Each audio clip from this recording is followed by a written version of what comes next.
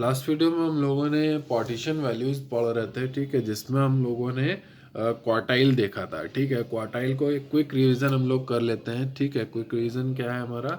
सबसे पहले जो फॉर्मूला होता है क्वार्टाइल का क्या होता है, जो हम लोग मीडियन में लगाते हैं फॉर्मूला, ठीक है, n+1/2 जो लगाते हैं हम लोग, उसमें बेसिकली सिंपल हो जाता है, 2 की जगह 4 हो जाता है Q1 निकालने के लिए। और Q3 निकालने के लिए क्या होता है, तो उसका जो n/4 होता है हमारा, ठीक है, सॉरी n+1/4 जो होता है हमारा, इससे जो आंसर आएगा उसको 3 से मल्टीप्लाई कर देते हैं। ठीक है, ये सिंपल हो गया हमारा इंडिविजुअल और डिस्क्रीट सीरीज के लिए। उसके बाद जो फ्रीक्वेंसी सीरीज होती है उसमें क्या होता है, जो क्लास इंटरवल Q1 निकालते हैं n/4 से निकालते हैं, और जो क्लास इंटरवल ऑफ Q3 निकालते हैं साइज 3n/4 से निकालते हैं। ठीक है, तो बेसिक उसके बाद हम लोग फॉर्मूला लगाते हैं यहाँ पे Q1 L1 + n/4। ये बेसिकली सेम वही हो गया जो हम लोग मीडियन लगाते हैं हम लोग। ठीक है, मीडियन में फॉर्मूला लगाते हैं किसके लिए? फ्रीक्वेंसी डिस्ट्रीब्यूशन में। ठीक है, अब नेक्स्ट हम लोग बढ़ते हैं आगे डिसाइल्स। सेकेंड है हमारा, पहला देख लिया हम लोगों ने क्वार्टाइल, दूसरा है हमारा डिसाइल। ठीक है, decile distribute the series into 10 equal part. तो ये जो डिसाइल होता है ये क्या करता है, सीरीज को 10 इक्वल पार्ट में डिवाइड करता है and is generally express as D. और इसको हम लोग किस तरीके से एक्सप्रेस करते हैं? कैपिटल डी से हम लोग एक्सप्रेस करते हैं। ठीक है, क्वार्टाइल के हम लोग किससे एक्सप्रेस करते हैं? क्यू से एक्सप्रेस करते हैं। ठीक है, ये बेसिकली 4 पार्ट में डिवाइड करता है। और जो डिसाइल होता है ये क्या होता है? बेसिकली 3 पार्ट्स में डिवाइड, सॉरी 10 पार्ट्स में डिवाइड करता है सीरीज को। Accordingly we have 9 deciles. ठीक है, हमारे पास 9 डिसाइल होंगे, जैसे D1, D2, D3 to D9 तक। ठीक है, of a series. These are estimated from different type of series as under. अब इसको किस तरीके से हम लोग एस्टिमेट करते हैं डिफरेंट टाइप ऑफ सीरीज के लिए, उसको हम लोग समझते हैं। चलिए देखते हैं हम लोग calculation of deciles in individual and discrete series. ठीक है, अब क्या है हमारा? Calculation of deciles in individual and discrete series को हम लोग देख रहे हैं हम लोग। तो बेसिकली सिंपल है, following information are used in estimation of D1, D4 and D9 respectively. ठीक है, तो सिंपल है, D1 निकालना है तो n+1/10 कर देंगे, क्योंकि जो ये क्या जो डिसाइल क्या करता है, सीरीज को 10 इक्वल पार्ट्स में डिवाइड करता है, तो इसलिए हम लोग इसको 10 से डिवाइड कर देंगे। ठीक है, D4 के लिए क्या करते हैं? सिंपल है, n+1/10 करते हैं, लेकिन साथ में 4 का मल्टीप्लाई भी कर देते हैं। D9 के लिए क्या करते हैं? साइज ऑफ n+1/10 तो करते हैं, साथ में 9 का मल्टीप्लाई करते हैं, मतलब जिसको हमें फाइंड करना है उसका मल्टीप्लाई कर देना है इसमें। ठीक है, इस तरीके से हम लोग निकालते हैं।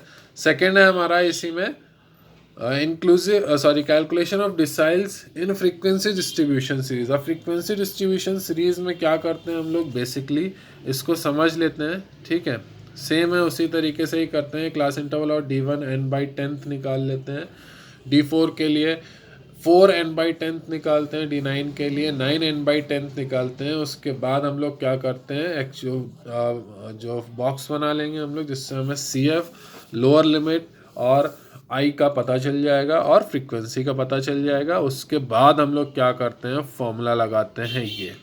ये फॉर्मूला लगाएंगे इसमें, D1 = L1 + n/10 - CF/F × I। ठीक है, D4 के लिए क्या करेंगे? L1 + 4n/10 - CF/F × I। और D9 के लिए क्या करेंगे? L1 + 9n/10 - CF/F × I। इस तरीके से हम लोग डिसाइल निकालते हैं। ठीक है,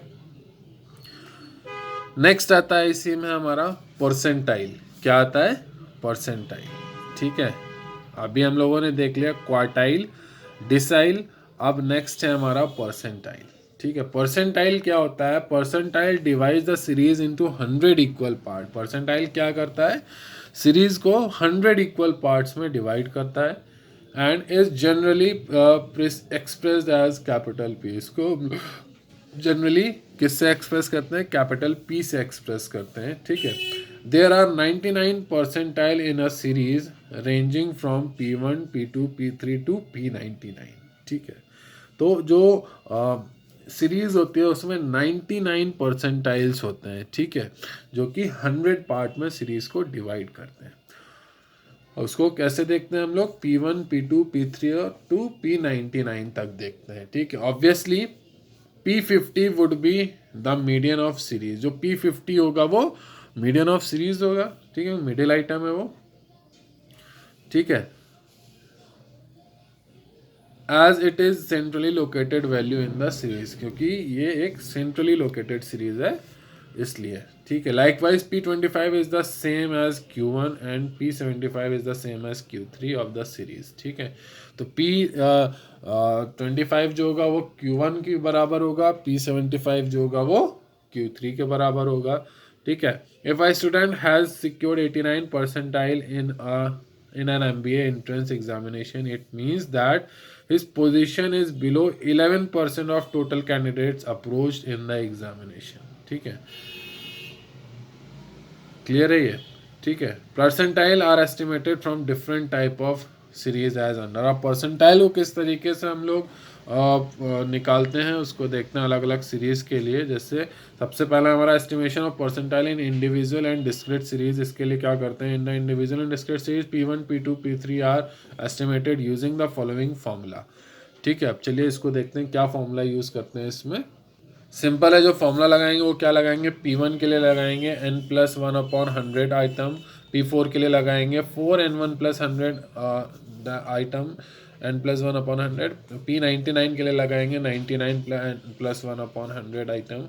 अब अगर 1 से 99 के बीच में कोई भी नंबर अगर आपको बोला जाए कि इतने नंबर का परसेंटाइल चाहिए हमें, जैसे कि 78 बोल दिया आपको, तो क्या करेंगे, 99 जैसे यहाँ मल्टीप्लाई कर रहे हैं इसकी जगह 78 का मल्टीप्लाई कर देंगे। क्लियर है, जिस नंबर का बोलेंगे उस नंबर का मल्टीप्लाई कर देंगे n+1/100 में, ठीक है।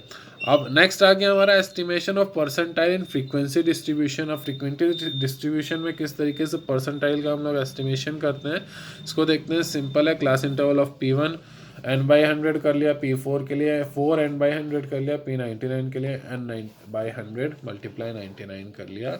This is a class interval of P99 correspond to the size of n99/n/100 item in the cumulative frequency in the series. जिसमें आ रहा है उसको हम लोग देख लेते हैं।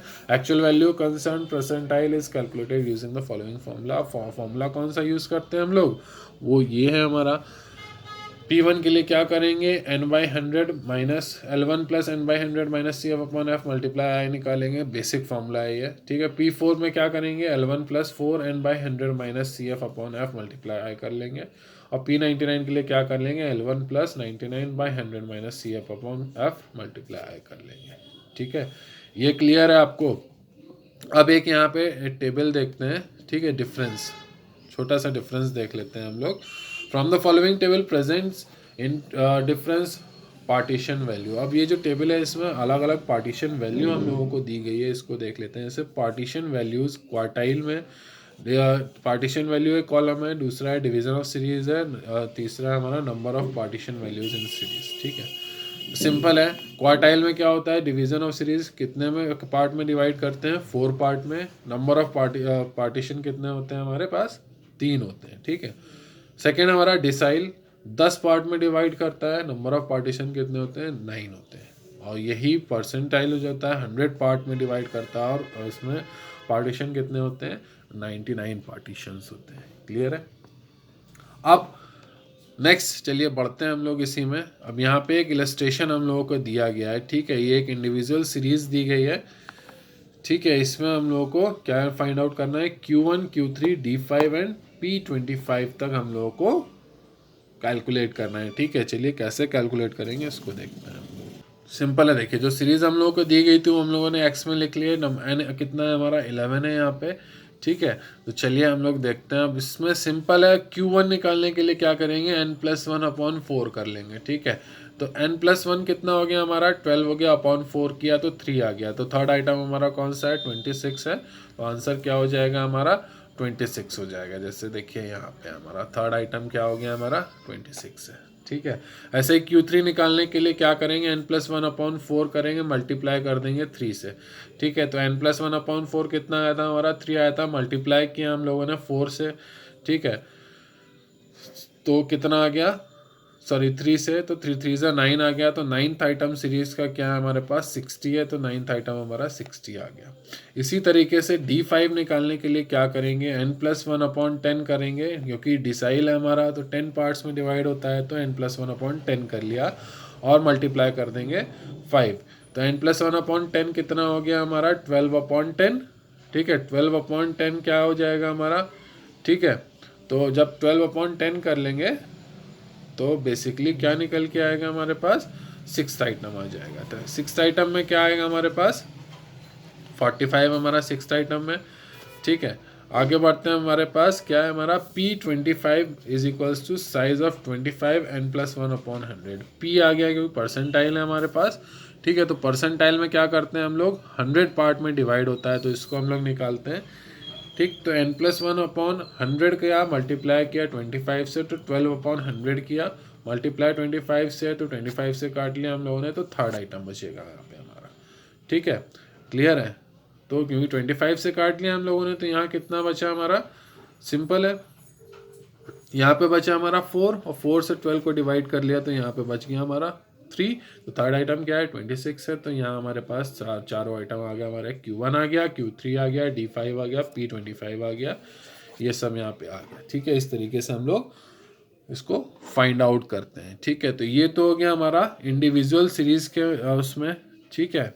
अब नेक्स्ट वीडियो में हम लोग देखेंगे किस तरीके डिस्क्रीट सीरीज और फ्रीक्वेंसी डिस्ट्रीब्यूशन सीरीज में ये फॉर्मूलाज को यूज़ किया जाता है, मींस क्वार्टाइल, डिसाइल और परसेंटाइल के फॉर्मूले को किस तरीके से फ्रीक्वेंसी डिस्ट्रीब्यूशन और जो हमारा डिस्क्रीट सीरीज है उसमें किस तरीके से यूज़ करते हैं, नेक्स्ट वीडियो में देखेंगे, ठीक है।